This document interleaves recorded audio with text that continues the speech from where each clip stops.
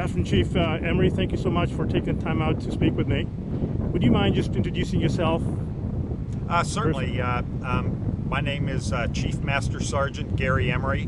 I'm a public affairs superintendent with the Air Force. I've been in the Air Force for 42 years. I've been in public affairs for about 30 of those years. Chief, you're a veteran here with all the RedFlag Exercise coordination, media events, and having probably participated in some aspect in the missions.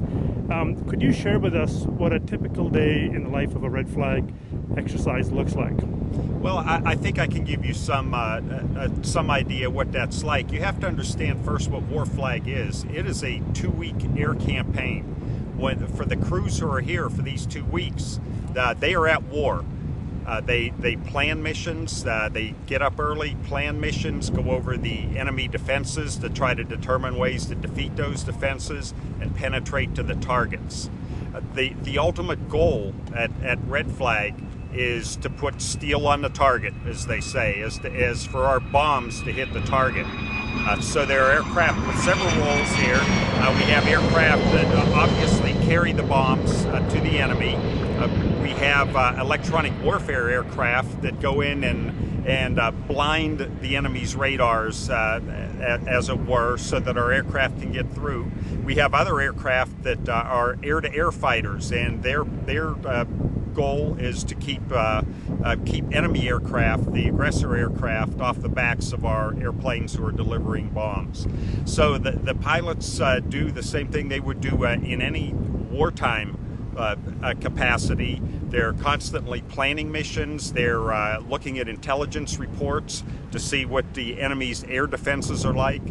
They're determining ways to defeat those defenses, both in their own groups, in their own squadrons, and also in larger groups with the rest of the strike package, the other aircraft that go in. It's a very coordinated effort, as you can imagine, as it has to be. We have in this Red Flag, it varies. This one we have around 68 aircraft flying.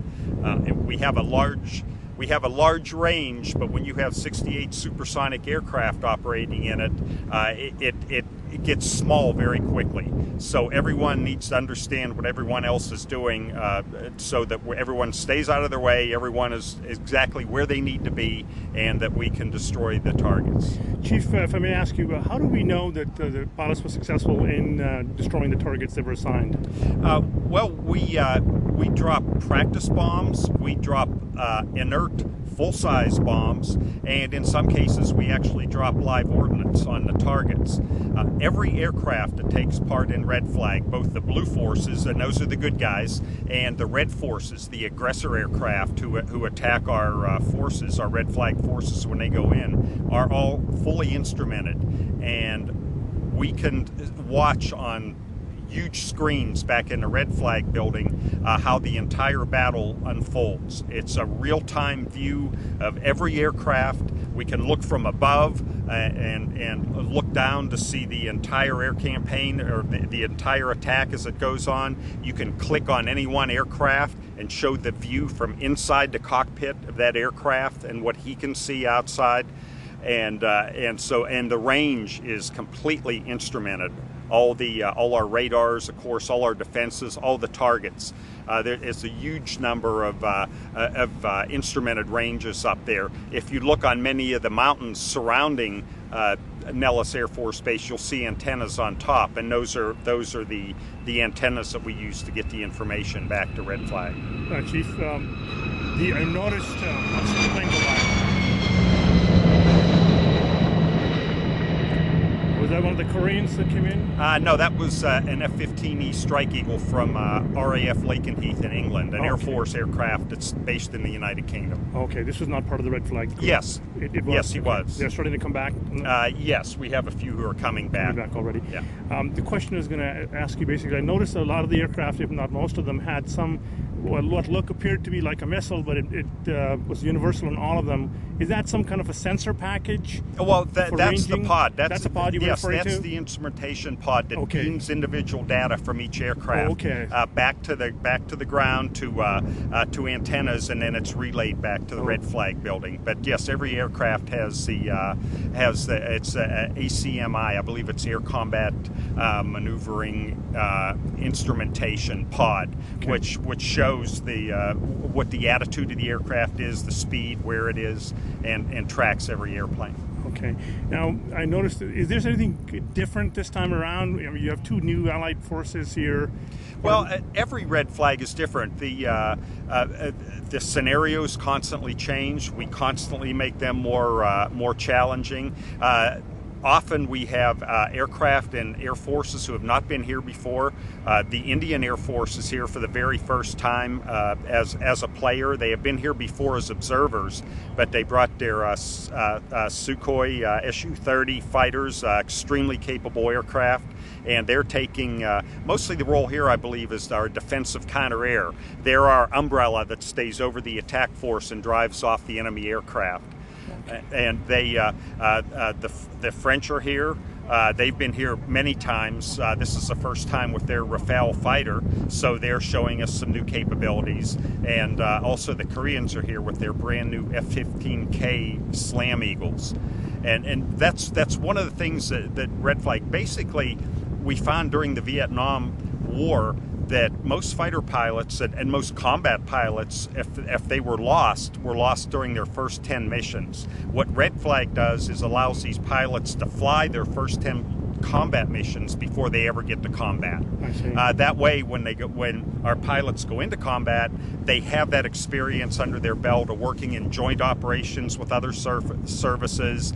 They know a little bit more about how when they encounter enemy air defenses, how to defeat or avoid those defenses. Our aggressor aircraft that we use here fly in the same way that many of our adversaries would fly, so they know a little bit about what to expect there. And so that we get survivability for our pilots from going to Red Flag. The other major thing that Red Flag does is it allows us to learn how our friends and allies in other air forces fly and fight, and it allows them to learn how we do things, because it's obviously the way the world's going, there are a lot of joint operations, a lot of coalition operations where air forces and ground forces also from many different countries will work together, and this allows all of us to get more comfortable with each other. I guess you'd say maybe be on the same sheet of music.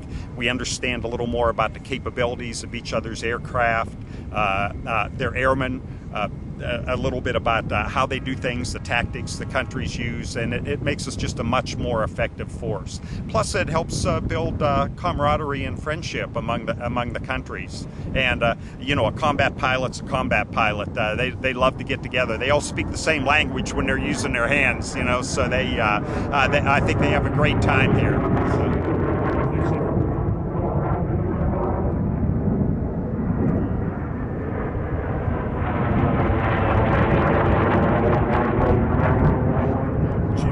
Specifically to the Indian Air Force participation this year, I noticed they brought in two IL-76MD air refuelers and IL-76. Would they be refueling other aircraft besides just their Su-30s when they're up there? I believe they're specifically refueling their aircraft, and only because they use a different refueling system than the Air Force aircraft do. They use a probe and drogue system where they reel out a hose behind the aircraft with a basket on the end, and the receiving fighter actually comes up and plugs into that. The Air Force uses a different system where we fly underneath a tanker and they drop down a probe, and it's called a flying boom system. So I believe they're only refueling their own aircraft, but that's another thing about Red Flag. You can have a refueling aircraft from one country refueling an airplane from another. It's a total joint effort. Now, just a question to follow on in terms of coordination. The AWACS go up first, followed by the refuelers, and as you were referring earlier to all the instrumentation that's out there in this network-centric warfare concept, your joint ops on the ground here and the AWAC up there. Are there any modifications that are typically required of Allied forces when they come on? Like, for instance, the French, Indians, and the Koreans here? Or are they able to, in a standard way, communicate with the AWAC? No, I think everyone can communicate. I'm not a technician. I don't have any details, but no, I don't think there were any sort of problems or any modifications they have to make. I don't know that, though. that's kind of out of my bailiwick. So.